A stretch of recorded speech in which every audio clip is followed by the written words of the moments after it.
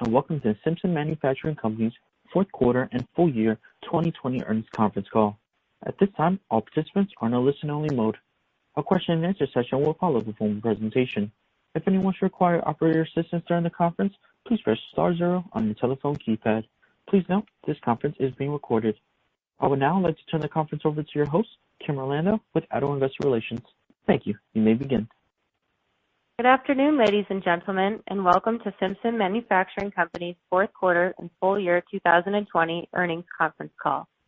Any statements made on this call that are not based on historical facts are forward-looking statements.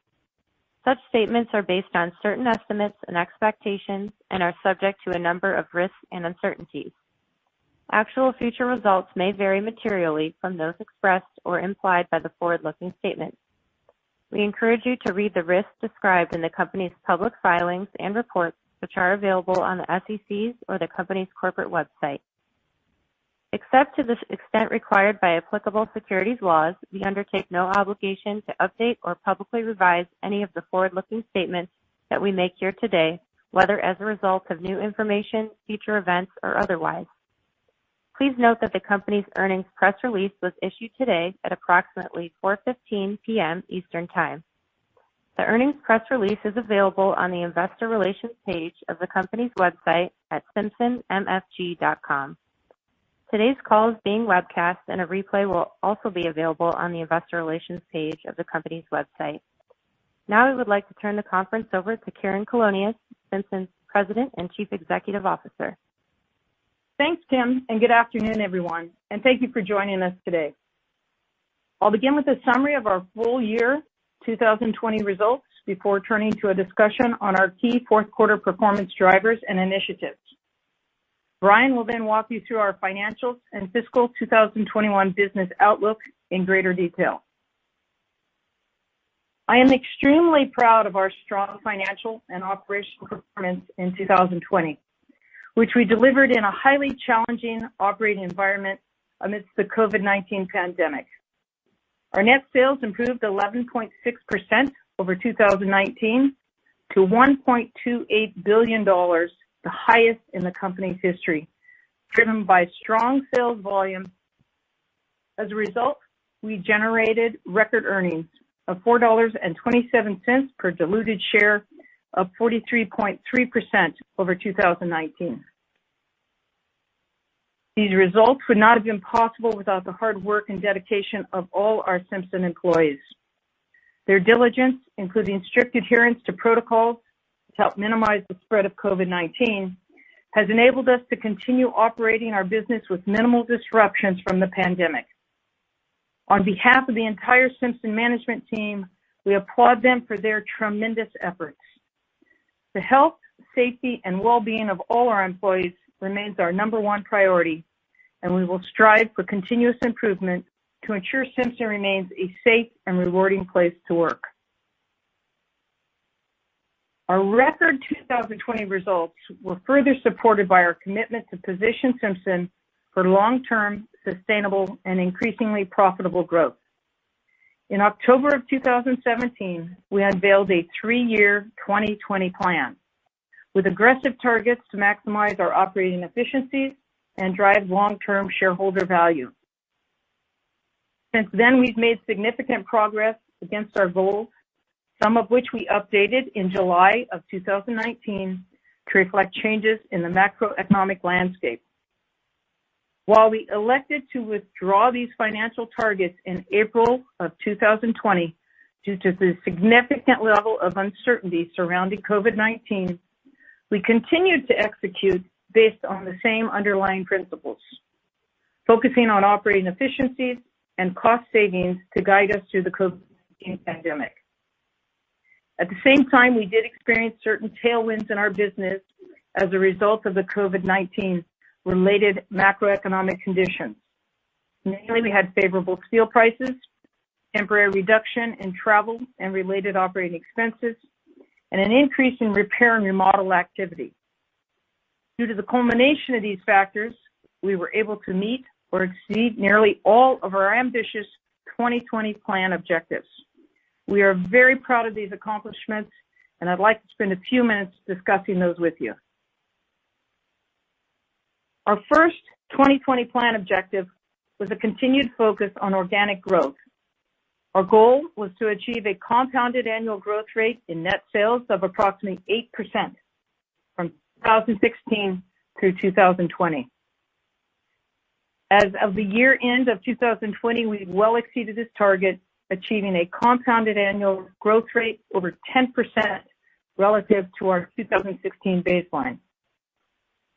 Milestones that helped support this goal included a price increase for the majority of our U.S. wood connector products in the third quarter of 2018, the signing of one of our largest U.S. home building companies onto our builder program, resulting in 23 of the top 25 U.S. builders now engaged on our program, strong repair and remodel trends associated with the COVID-19 pandemic, and the return of Lowe's as a home center customer in mid-2020. Our second objective involves rationalizing our cost structure to improve company-wide profitability.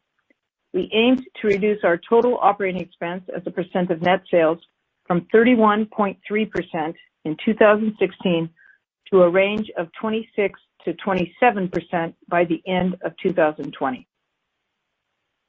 We tackled this through a combination of zero-based budgeting, lowering our indirect procurement costs, and other cost reduction measures we took in both Europe and in our concrete business.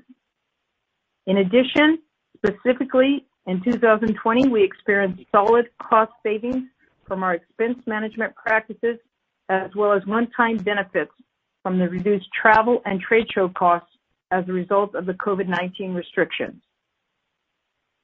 These factors, combined with strong top-line growth, enabled us to exceed our operating expense target. For the full year of 2020, we recorded operating expenses as a percent of net sales of 25.6%, representing 570 basis points of improvement compared to 2016. Our next plan was to improve our operating income margin to a range of 16 to 17% by the end of 2020.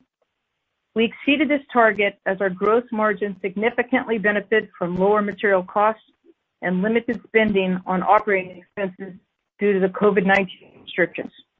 We reported an operating income margin of 19.9% for 2020, a 350 basis point improvement compared to 16.4% in 2016. At the consolidated level, our gross margin improvement was supported by enhanced gross margins in our concrete business, another 2020 plan goal. Following the unveiling of the 2020 plan, we implemented a new concrete strategy in late 2017 by narrowing our concentration to 6 distinct product categories. By focusing on these higher margin products to increase profitability, we exceeded our goal of improving our global concrete gross margin from 34.7% in 2016 to 42% in 2020. Our final profitability goal was to improve our operating income margin in Europe. We've made substantial progress in Europe over the past few years, including rolling out our fastener lines in the Nordic region and in France, the consolidation of our European management team to create efficiencies, as well as significant cost-cutting initiatives. As a result, we achieved an operating income margin of 7%, excluding our SAP costs of approximately $2.5 million in 2020. While this is lower than our original target range of 8 to 9%, we are pleased with the results, which reflect approximately 350 basis points of improvement versus the 2016 numbers.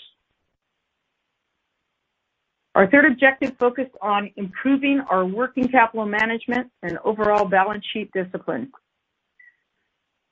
Since the onset of the 2020 plan, we've made headway on this front primarily through inventory reduction and the implementation of lean principles throughout our operations. We've completed a 3-phase SKU reduction program, eliminating upwards of 12,000 non-moving or slow-moving items, and converted our customers over to replacement products. In addition, we carried out rapid improvement events at many of our U.S. production facilities resulting in efficiency enhancements as well as improved management of inventory and purchasing practices. As we move forward, we remain committed to driving continuous cost management and improved efficiencies through our lean initiatives. However, consistent with our strategy, it is critical that we balance our inventory purchases with our liquidity needs in order to maintain our commitment to product availability standards and an exceptional customer service experience. The final element of our 2020 plan was focused on maximizing shareholder value with the goal of improving our return on invested capital from 10.5% in 2016 to a range of 15 to 16% by the end of 2020. Through our solid operational execution, combined with the enactment of the U.S. Tax Cuts and Jobs Act of 2017, which lowered our effective income tax rate beginning in 2018, we surpassed this target, ending 2020 with a return on invested capital of 20%. Beyond this, we continue to return capital to our shareholders in the form of dividends and share buybacks. In 2020, we returned $116.2 million to our stockholders through the payments of $40 million in dividends and $76.2 million in share repurchases. Since the onset of the 2020 plan, we have returned over 83% of our cash generated by operations to our shareholders, far exceeding our target of 50%. I am extremely proud of all that we've accomplished in these past 3 years, and by executing on the 2020 plan, we achieved solid organic growth, we've rationalized our cost structure to improve company-wide profitability, and we've improved our working capital management and balance sheet position, in turn creating value for all key Simpson stakeholders. I'd like to once again thank all of our employees for their dedication and hard work to meet these extraordinary achievements. Now let's turn to some brief information on our fourth quarter results and operating initiatives. Our fourth quarter consolidated net sales grew 12% year over year to $293.9 million on significantly higher volume. Gross margin increased to 42.1% from 41.9% in the prior year quarter, primarily related to strength in Europe, where we experienced lower material and warehouse costs. Our solid gross margin, combined with effective expense management and reduced costs from travel and other restrictions as a result of the COVID-19, drove a 7.8% year-over-year increase in our income from operations to $39.5 million and earnings of 68 cents per diluted share. The increase in sales volume we experienced in the fourth quarter was primarily related to ongoing momentum in the home center distribution channel, which includes both our home centers and co-op customers. We are continuing to experience a shift in consumer behavior toward home renovations as a result of the pandemic. Sales from home center distribution channels, where we see much of our repair and remodel business, improved over the prior year period. Growth was supported by our product rollout of our connectors, mechanical anchors, and fastener product solutions into all 1,737 Lowe's stores, which we completed during the fourth quarter. As a reminder, Lowe's returned to Simpson as a home center customer beginning in the second quarter of 2020. Our sales were further supported by solid U.S. housing starts. As we generally experience a multiple month lag in the demand from the time of the start, in the fourth quarter we benefited from strong third quarter 2020 housing starts, which grew over 11% year over year. In addition, while we typically see lower seasonal sales in the fourth quarter related to holiday closures and winter conditions, in 2020, the fourth quarter, we experienced a very mild winter. This enabled construction activity to continue late into the year, further bolstering our net sales. Turning now to Europe. Sales continued to recover nicely following government-ordered shutdowns to our operations in the United Kingdom and France due to COVID-19 in late March. Sales were assisted by strong demand trends and our ability to meet our customer needs through our solid inventory management practices. We believe our sales benefited in Europe during the fourth quarter as many of our competitors experienced supply chain issues. During this time, we were able to offer customers the important products they required to keep up with demand and to maintain job sites on schedule. I'd also like to note that while the United Kingdom has re-implemented shutdowns due to the most recent COVID-19 surge, we have been deemed an essential business and all of our major production and distribution facilities have remained open and operational, with remote work being promoted where possible, such as in our corporate offices. In regards to our SAP implementation, the rollout continued to progress despite travel limitations related to COVID-19.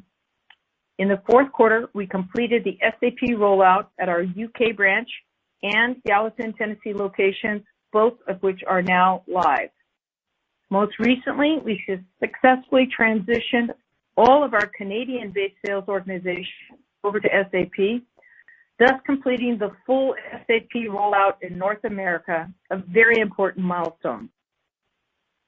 This year, we will continue working on the SAP transition in our European locations and the rest of the world, and we currently anticipate a company-wide completion in 2022, and we will continue to monitor and update our timeline should circumstances change.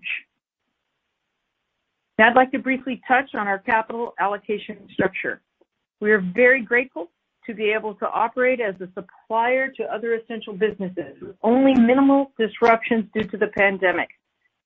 As our business continues to generate strong cash flow, we remain focused on appropriately balancing our growth and stockholder return priorities. We are also very pleased to be in a position to pay off our line of credit, borrowing in full, as well as declare our quarterly dividend as we have done consistently since 2004. While the challenges of the COVID-19 pandemic continue to impact our broader economy, exiting 2020, we feel confident in the bright future that we believe lies ahead for Simpson. With another quarter of strong year-over-year growth in housing starts, which were up over 11% in the fourth quarter of 2020, we believe housing will continue to be a key element of the economic recovery in the coming years ahead, and we are well positioned to capitalize on this environment. At the same time, we continue to pursue our strategy of diversification, positioning our business to be less vulnerable to U.S. housing market through key investments in adjacent products and markets, and we also remain focused on growth, including M&A opportunities that would complement our existing product offerings, manufacturing footprint, or strengthening our software capabilities. Our success in achieving the 2020 plan targets has created a very strong foundation for Simpson, successfully positioning our company for long-term, sustainable, and increasingly profitable growth. But now we are ready for our next chapter. Today, I'm pleased to announce that on Tuesday, March 23rd, we plan to host a virtual analyst and investor day to provide more insight and details surrounding the elements of our business strategy in 2021 and beyond. Additional information about this event will be released in the coming days. Thank you very much for your time and attention. Now I'd like to turn the call over to Brian, who will discuss our fourth quarter financial results and 2021 outlook in greater detail. Thank you, Karen, and good afternoon, everyone. I'm pleased to discuss our fourth quarter financial results with you today. Before I begin, I'd like to mention that unless otherwise stated, all financial measures discussed in my prepared remarks today refer to the fourth quarter of 2020, and all comparisons will be year-over-year comparisons versus the fourth quarter of 2019. Now, getting into our results. As Karen highlighted, our consolidated net sales were strong, increasing 12% to $293.9 million. Within North America segment, net sales increased 9.8% to $249.1 million, primarily due to higher sales volumes in our home center distribution channel, which includes our home center and co-op customers. Sales volumes were supported by the return of Lowe's, along with increased repair and remodel activity. Our net sales further benefited from other distribution channels, which experienced increased demand from new housing starts and repair and remodel activity. In Europe, net sales increased 24.9% to $41.8 million, primarily due to higher sales volumes in local currencies. Europe's sales benefited by approximately $2.5 million of positive foreign currency translations, resulting from some Europe currencies strengthening against the United States dollar. Wood construction products represented 85% of total sales compared to 83%, and concrete construction products represented 15% of total sales compared to 17% last year. Consolidated gross profit increased by 12.4% to $123.7 million, which resulted in a stronger Q4 gross margin of 42.1% compared to last year. Gross margin increased by 20 basis points, primarily due to lower material and warehouse costs, which were partially offset by higher labor costs. On a segment basis, our gross margin in North America declined to 43.2% compared to 43.9%, while in Europe, our gross margin increased to 35.3% compared to 29.9%. From a product perspective, our fourth quarter gross margin on wood products was 41.8% compared to 40.8% in the prior year quarter, and was 39.6% for concrete products compared to 43.7% in the prior year quarter. Now turning to our fourth quarter costs and operating expenses. Research and development and engineering expenses increased 10% to $12.9 million, primarily due to personnel costs, stock-based compensation, product testing, and cash profit sharing expenses. Selling expenses decreased 1.2% to $27.8 million due to lower travel and entertainment and advertising and trade show expenses, partly offset by higher personnel costs, cash profit sharing, sales commissions, and stock-based compensation expense. On a segment basis, selling expenses in North America were down 2.1%, and in Europe, they were mostly flat. General and administrative expenses increased 10.9% to $43.6 million, primarily due to increases in cash profit sharing, stock-based compensation, and software subscriptions and licenses. Total operating expenses were $84.3 million, an increase of $5.1 million, or approximately 6.5%. As a percentage of net sales, total operating expenses were 28.7%, an improvement of 150 basis points compared to 30.2%. Our solid top-line performance, combined with our stronger Q4 gross margin and diligent management of costs and operating expenses, helped drive a 7.8% increase in consolidated income from operations to $39.5 million, compared to $36.6 million. In North America, income from operations decreased 1.8% to $36.1 million.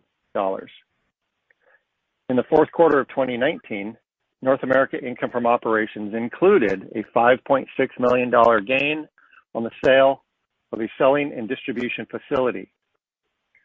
In Europe, income from operations increased 145.8% to $1.3 million, primarily due to increased gross profit. On a consolidated basis, our operating income margin of 13.4% decreased by approximately 50 basis points. Our effective tax rate increased to 25.6% from 22.3% due to the release of foreign valuation allowances in 2019. Accordingly, net income totaled $29.6 million, or 68 cents per fully diluted share, compared to $28.1 million, or 63 cents per fully diluted share. Now let's turn to our balance sheet and cash flow. Our balance sheet remained healthy with ample liquidity to operate our day-to-day operations. At December 31st, cash and cash equivalents totaled $274.6 million, an increase of $44.4 million compared to December 31, 2019, after paying down the remaining $75 million on a revolving credit facility during the quarter. As of December 31st, 2020, the full $300 million on our primary line of credit was available for borrowing. Our inventory position of $283.7 million at December 31st increased by $23.6 million from our balance at September 30th, as we continue to see higher levels of construction activity, along with the unprecedented demand we've experienced through the pandemic. We continue to be highly selective in regard to inventory purchases through careful management and purchasing practices, along with maintaining our high levels of customer service and on-time delivery standards. As a result of our improved profitability and effective working capital management, we generated strong cash flow from operations of $77.5 million for the fourth quarter of 2020, an increase of $21.1 million or 37.4%. For the full year of 2020, we generated $207.1 million of cash flow from operations, which increased nearly $1.5 million. During the fourth quarter, we used approximately $17 million for capital expenditures. For the full year of 2020, capital expenditures were approximately $37.9 million, in line with our reduced expectations as a result of our focus on cash preservation in mid-2020 due to COVID-19. We were also pleased to have paid $40.4 million in dividends in fiscal 2020, including $10.2 million in the fourth quarter. In addition, we repurchased approximately 1.05 million shares of our common stock in 2020 at an average price of $72.33 per share for a total of $76.2 million. This includes approximately 151,000 shares of our common stock that we repurchased during the fourth quarter at an average price of $89.49 per share for a total of $13.5 million. As our authorization for repurchases of common stock expired at year-end, on December 16th, our board of directors authorized the repurchase of up to $100 million of our common stock, which went into effect on January 1st, 2021, and runs through December 31st, 2021. In addition, on January 22nd, our board of directors declared a quarterly cash dividend of 23 cents per share, which will be payable on April 22nd, 2021 to stockholders of record as of April 1st, 2021. Before we turn the call over to questions, I'd like to discuss our 2021 financial outlook. Based on business trends and conditions as of today, February 8th, we are initiating guidance for the full year ending December 31st, 2021 as follows. Operating margin is estimated to be in the range of 16.5% to 18.5%. The effective tax rate is estimated to be in the range of 25 to 26%, including both federal and state income taxes.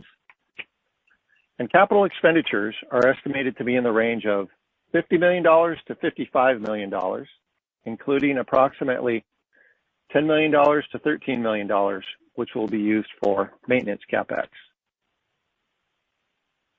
As of today, the magnitude and duration of the COVID-19 pandemic and its impact on general economic conditions remains uncertain.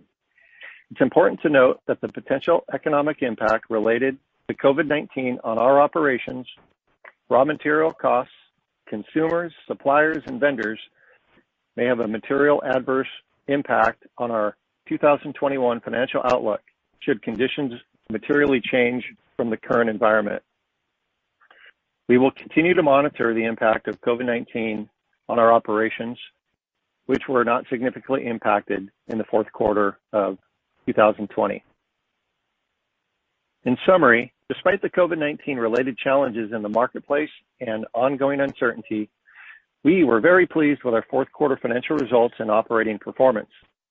I'd like to once again thank all of our employees who are dedicated to working safely and supporting our customers during these difficult circumstances. Our industry-leading position, geographic reach, and diverse product offerings, combined with our strong balance sheet and liquidity position, gives us confidence in our ability to maintain operational excellence and support current and future demand trends. As Karen mentioned, we look forward to updating you on our go-forward business strategy in 2021 and beyond during our virtual Analyst and Investor Day on March 23rd. Thank you for your time and attention today. At this time, I'd like to open the call up for questions. Operator? At this time, we will be conducting a question and answer session. If you would like to ask a question, please press star one on your telephone keypad. A confirmation tone will indicate your line is in the question queue. You may press star two if you would like to remove your question from the queue. For participants using speaker equipment, it may be necessary to pick up your handset before pressing the star keys. One moment, please, as we poll for questions. So before we go to questions, I need to make a correction. In my script, I stated that our 2020 revenue was $1.28 billion. The corrected number is $1.27 billion. Thank you, operator. And with that, our first question comes from the line of Daniel Moore with CJS Securities. Please proceed with your question. Karen and Brian, good afternoon. Thanks for taking the questions. How you doing, Dan? Hi, Dan. Start with just the guidance for 21. The operating margin range implies, a fair bit of compression. You clearly signaled some higher G&A investment spend and a little bit of gross margin. So the direction's not a surprise. But maybe just what level of OpEx growth do you anticipate this year? And can you give us a sense for what type of revenue growth ranges and gross margin ranges are sort of implied or contemplated at the low end or the high end of the range? Thank you. Sure, Dan. So let me walk through some of that. So our guidance does include that gross margin headwind with higher OpEx relative to 2020. We spoke last quarter. There were some growth opportunities we'd be looking to fund. We do plan on going into further detail on those growth opportunities at that Investor Day. We do have both some gross margin compression and the OpEx as a percent of revenues increasing to reflect, I guess, both of those conditions. And looking at SG&A, we're expecting at some point in 2020 that certain activities will resume, such as travel, trade show activities, such like that, and we'll have some higher OpEx relative to 2020 in regards to those general categories. And then on revenue, kind of a low to mid-single digit overall growth rate from a volume perspective. Karen, was there anything you'd like to add? No, I think that covers it. Again, just to reiterate, we had some savings in our SG&A due to lack of travel, trade shows, basic, projects and things that were canceled. So I would anticipate that those would pick up somewhat, again, as we're starting to see a little bit of easing in some of the restrictions around the COVID pandemic. And I think Brian hit the rest of those elements perfectly. Got it. That's helpful. So if we think about mid-single digits being the higher end of the range, if R&R remains robust and housing activity remains robust, and we push through those at the higher end, maybe a little bit of upside to the guide. At least that's what I'm hearing. Yeah, I mean, I think, Dan, there's a lot of enthusiasm right now amongst some of the builders about starts. And certainly we've seen an increase in R&R from the standpoint of people staying at home and doing remodels and decks and fences and all kinds of projects. We'll see if that continues. But I think the sort of the mid to single digit growth for us seems like a pretty reasonable based on what we're seeing. Absolutely, very helpful. And then, is it possible to quantify how much of a benefit, in ballpark terms, reduced travel, trade show activity was? And part of the reason is, is it possible that some of that, doesn't necessarily come back? Whether it's in 2021 or beyond, but just trying to get a sense of the magnitude of that benefit that we had this year. I think that so far in the early part of the year, it doesn't seem much different from that perspective relative to the latter part of 2020 from a travel and those other activities perspective. We would anticipate those to pick up at some point, but a lot of uncertainty right now around when that might be, maybe mid-year, maybe a little earlier, maybe a little bit later. I don't have the specific dollar amount in front of me for the travel and trade. I'll see if I can pull it before the call ends. We did note I do note that as we put in the release, there were some variable comp elements that did increase, but other elements were not really called out yet. So let me see if I can pull that for you at the end. Okay. And long shot here, but any chance we get any sort of preview on what type of metrics you might be talking about in March? Not necessarily the magnitude, but whether they be similar or different to your last three-year goals that obviously you executed on extremely well. Yeah, that's a great question, and we don't want to, we want to hold our surprises here, but we obviously will be giving you some information on where we believe our growth strategy is and some metrics associated with that. And we'll just wait till that March date to be able to clarify all of that for you. All right. Well, I won't spoil the fun. Thank you again. I'll circle back with any follow-ups. Thanks, Dan. Our next question comes from the line of Tim Wolf with Baird. Please see with your question. Hey, everybody. Good evening. Good afternoon. Okay. Hi, Tim. Maybe hello. Maybe just to start, in your EBIT guidance range, what exactly, and maybe even revenue, what exactly have you factored in for price for steel inflation, if anything? Well, right now with our guide, we do include some assumptions on some steel price increases. We do want to provide more granular, more detail on that investor day as that comes out.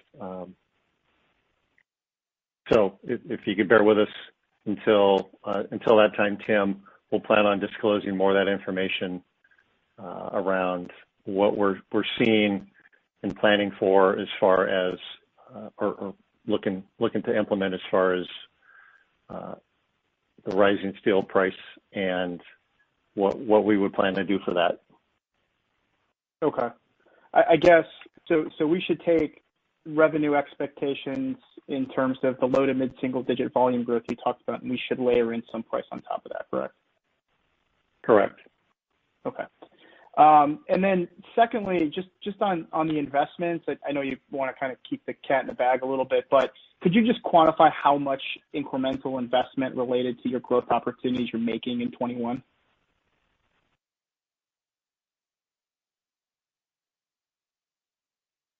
There'll be a little bit in OpEx, but what we'd like to do is on that Investor Day, talk about those growth opportunities, and then at the same time talk about the investment that we'll be making in 21 to move us to be able to go after and achieve some of those opportunities. Okay. And I guess big picture, I mean, is there any reason why SG&A shouldn't continue to grow at a slower rate relative to revenue over time? Over time, typically that would be the case. 2021, as we'll detail out later,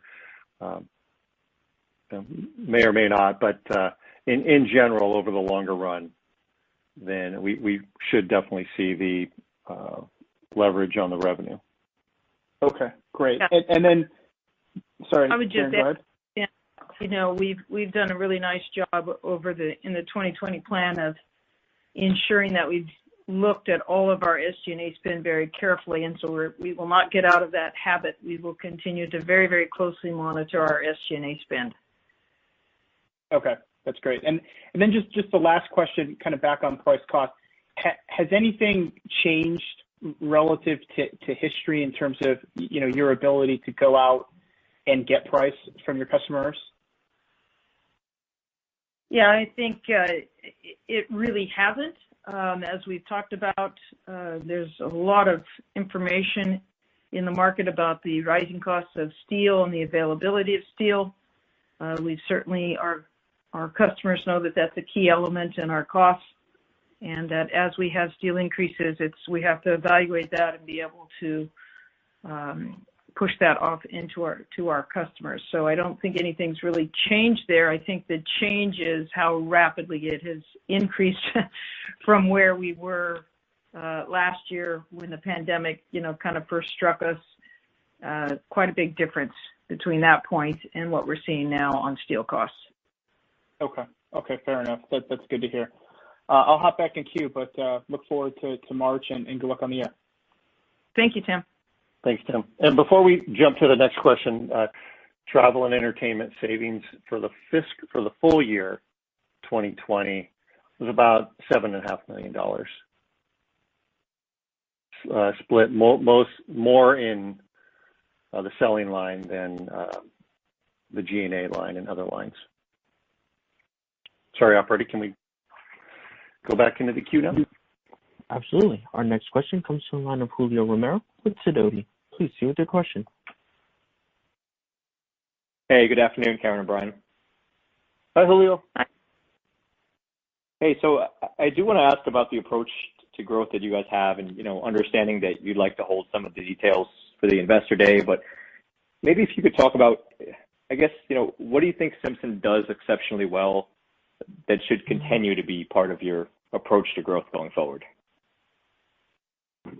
Well, kind of a broad question, but, you know, the best way you can answer. Yeah. I think the things that distinguish us are the complete solution that we supply, and that's typically a complete engineered solution. So we do quite well with building materials that are helping make those buildings safer and stronger.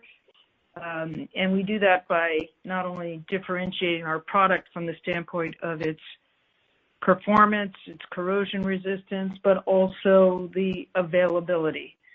So as we look to growth markets, we want to be sure that we're not looking into commodity areas, but that we are looking to be able to use that engineering, manufacturing, technology, complete solutions approach into these other markets. Got it. And I guess some of your engineered products, you know, some of the things we've benefited from over the last, 3 or so years is really having that narrowed product focus. I guess, is that maybe one aspect of the growth approach that kind of continues since it's worked for you so well over the last 3 to 4 years? Yeah, I think when you say narrow product focus, you know, we look at things, and I'll look back at our fasteners. We've talked about this. You know, there's billions of dollars of opportunities in fasteners, and we note that our structural fastener market is $750 million, right? So we have really taken a very large market, and we've narrowed it down to where we can differentiate and provide an exceptional product that provides exceptional performance versus commodity type of products. So when you look at areas that we grow in, we do look at areas that we can differentiate ourselves. Even though it might be a very large market, we want to provide our product and our services in that market that can be differentiated and not commoditized. And so I think that's why you start to see, as we focus on these narrow markets, we provide a service and a solution. It certainly helps to have that engineered solution that helps us with our gross margin standpoints, being able to sell at that higher level. Got it. And just touching on your CapEx guidance, I guess, you did pull your original 2020 CapEx target once the pandemic hit. But if I go back to that original 2020 guide number, I think your full year number you reported today came in about $9 million below what your original goal was for the year. So as I think about your 2021 outlook, right, is that, how should I think about that? Is that catch up, or should I consider your annualized growth CapEx to be kind of higher, beyond 21? Good question. Part of it is catch up for sure, an element rolling over from 2020 into 2021. And then periodically there will be years where we may have a higher investment amount due to maybe investing in some element that needs to get refreshed every, say, 4 to 5 years. So there's a bit of that element in 2021 as well. So the number is higher from a guide perspective in 2021, but due to that element that there's some of the things that we didn't do in 20 and some of the things that are more every few years in nature. Got it. That's helpful. Thanks for taking the questions, and look forward to your Investor Day next month. Great. Thanks, Julio. And our final question comes from the line of Kurt Yinger with D.A. Davidson. Please, what's your question? Yes, good afternoon, everyone, and thanks for taking my questions. Hey, Kurt. Sure, Kurt. Yeah, I mean, not to belabor the steel and gross margin points, but I just to confirm, it doesn't sound like you guys have taken any action on pricing to date. Is that right? Well, right now we are in initial stages of communicating price increase out due to rising steel costs.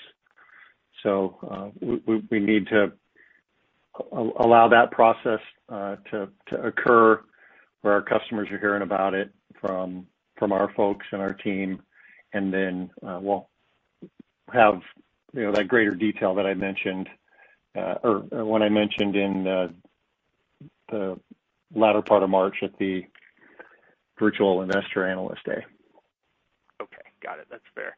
And then from an inventory standpoint, I mean, how far out do you have, I guess, visibility or confidence before some of this inflation that we've seen starts to roll through the P&L? Is that something that would really be relegated to, the back half of the year, or could we see it here in the first half of 2021? Yeah, really good question, because as we purchase steel and consume it, our weighted average costs change based on the ins and outs there, and there is a bit of a delay factor just because what we have on hand today versus what we're buying at today. So there is a bit of a delay in steel price increases or decreases for that matter as they roll through cost of sales, just due to the amount that we do have on hand. So it would be the latter part of the year. And we model that out based on volume assumptions, utilization, or how much we're going to produce in a given quarter or period to try to correlate or predict what that gross margin will be based on facts known today. So steel prices known today or the like. Okay, got it. That makes sense. And the revenue performance was very strong relative to at least what you talked about through October, and it sounds like the home center customer set was again a big driver. That I'm curious whether you would view that upside as a load-in benefit associated with gaining back lows, or whether that's really indicative of just strong sell-through and the ability to kind of sustain the strength you've seen here in the second half, even without having these load-in benefits and as you lap it in 2021. I don't think there's much, if any, load-in in Q4. It was largely done toward the end of Q3, maybe a couple few stores at the beginning of the quarter. So largely due to some of the elements that Karen mentioned, more favorable weather, continued DIY element for that trend that has definitely been prevalent in the earlier Q2, Q3 of 2020. So as far as on a go-forward basis, definitely a tougher comp, but we'll have to continue to monitor and follow the DIY R&R trend relative to 2020 to see how strong those growth elements might be. Got it. Okay. And you guys had alluded to some share gains in Europe with competitors kind of being, I guess, caught short on supply. And, here in the U.S., just across the building materials supply chain, that seems to be, a really relevant issue as well. I'm curious whether, here in North America, you're seeing similar type opportunities, or you think that could be a market share gain type opportunity for you guys, just given the focus on customer service and inventory and everything like that. Yeah, Kurt, I think, obviously, as you've stated, we're, our number one goal is the relentless customer focus. And we have been able to meet our customers' needs, as I've mentioned, even amazingly, as we have many, many people working remote. But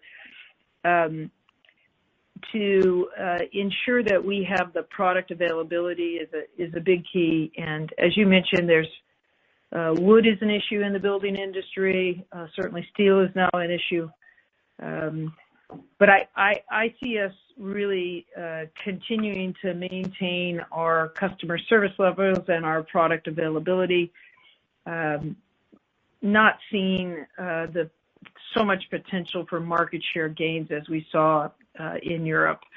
And really the reason is in Europe we have a lot of very small customers, and so if they were not able to meet the needs, we were able to meet those customers' needs, versus in the U.S. we have substantially larger size customers. So a little bit different market in both those areas.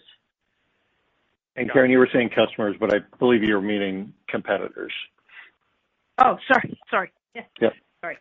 Yeah, I didn't mean that. Yeah, in Europe we have small competitors who had some problems meeting availability. In the U.S. we have much larger competitors. So much more difficult to get market share because they're also meeting customer needs. Right. Okay, that's helpful. And then just last one for me, Karen, I know you kind of alluded to the lag impact between starts and seeing that pull through, but just curious as you sit back and think about, I guess, the volumes going to more new residential type customers, whether there's anything that's surprised you, and whether there's any reason why we wouldn't necessarily see that strength in the starts data here in the second half really come through in the first half of 2021, whether there's a geographic issue or any sort of leakage points that you could think of. Yeah, I think, Kurt, there's definitely demand, but I still see some of the same headwinds that we had. We've talked about material shortage headwinds, but to me the biggest one is still labor. I think the demand has increased, but being able to complete projects is still a function of that limited labor resource that we have in the construction area. That hasn't really picked up. And so I really believe that becomes your limiting factor on the number of starts that you can build. Got it. Okay, that's very helpful. All right. Well, thanks for the details and good luck here in Q1. Great. Thanks, Kurt. Thanks, Kurt. And with that, we've reached the end of our question and answer session, as well as today's conference call. Thank you for joining us. You may now disconnect your lines and have a wonderful day.